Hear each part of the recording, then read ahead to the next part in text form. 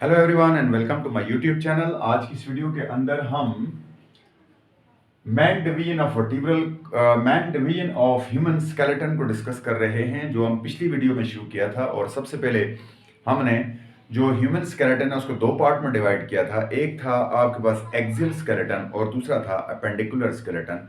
Axial skeleton को हमने start किया था और उसमें से हमने इसका पहला पार्ट यानी स्कल की स्टडी की थी। आज हम इससे आगे निकलेंगे और एक्सियल स्केलेटन के दो और पार्ट को डिस्कस करेंगे, जिनमें से पहला है जनाब वर्टिब्रल कॉलम, जिसे आम जुबान में रीढ़ की हड्डी कहा जाता है, और दूसरे नंबर पर है जनाब रिब कैच, जिसे छाती का पिंजरा कहा जाता है। आज हम इन दोनों चीजों को डिस्कस करने लगे हैं इस वीडियो के अंदर। तो आइए जरा देखते हैं जनाब कि वर्टिब्रल कॉलम क्या है। It support the body and bear its weight. Body का वेट जो है उसको बियर करना, ऐसे सीधा स्टैंड करके सीधा करके खड़ा करना, यहां से वर्टिब्रल कॉलम का काम है। क्योंकि यहां पेट के आर्गन सारे के सारे नरम होते हैं और बीच में सिर्फ रीढ़ की हड्डी होती है, जिसने हमारी यहां से ऊपर की बॉडी को सपोर्ट किया हुआ होता है।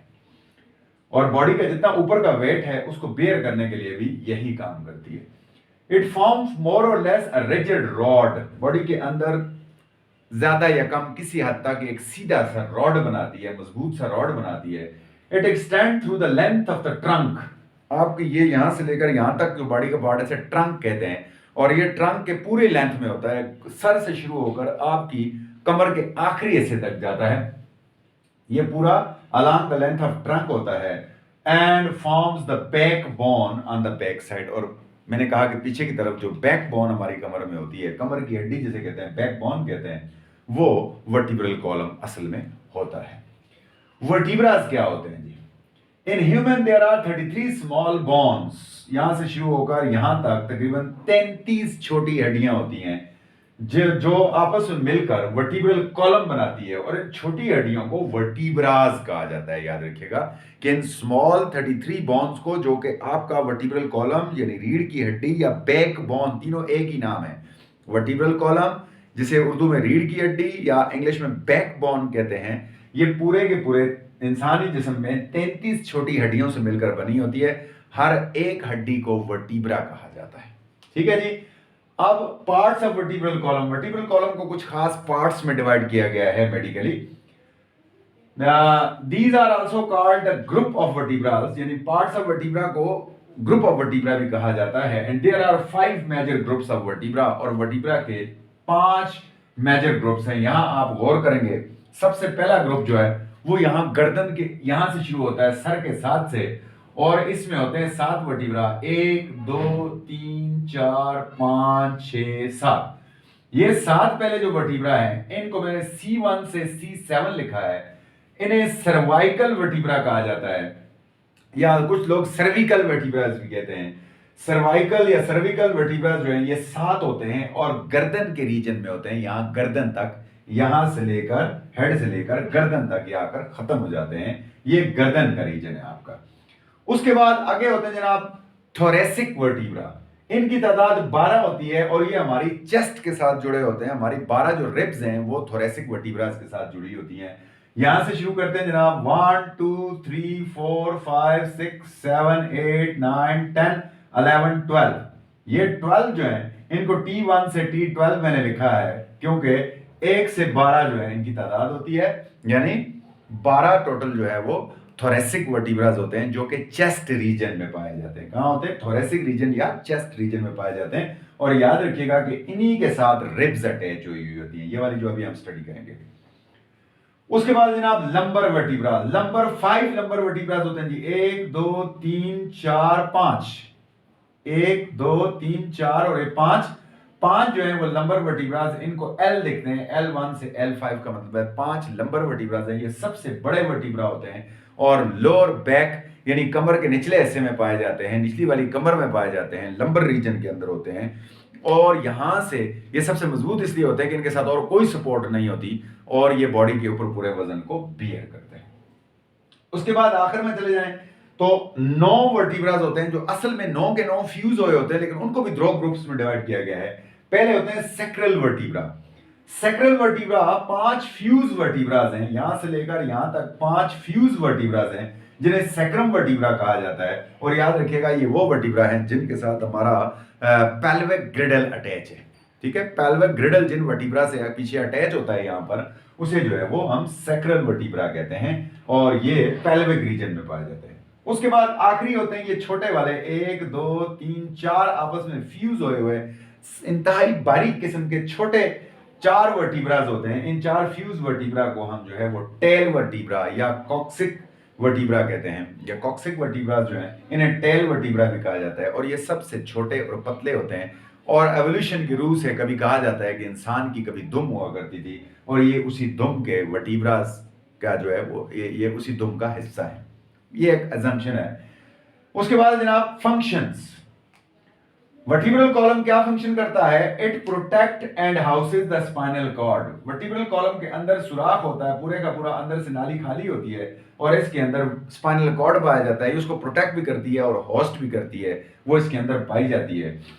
It is the place for the attachment of the pelvic and pectoral ग्रिडल। आपका पेल्विक ग्रिडल ये वाला, पेल्विक ग्रिडल ये वाला और पेक्टोरियल ग्रिडल ये वाला, दोनों आकर आपके वर्टिब्रल कॉलम से अटैच होते हैं, उनके लिए अटैचमेंट की सरफेस प्रोवाइड करती है।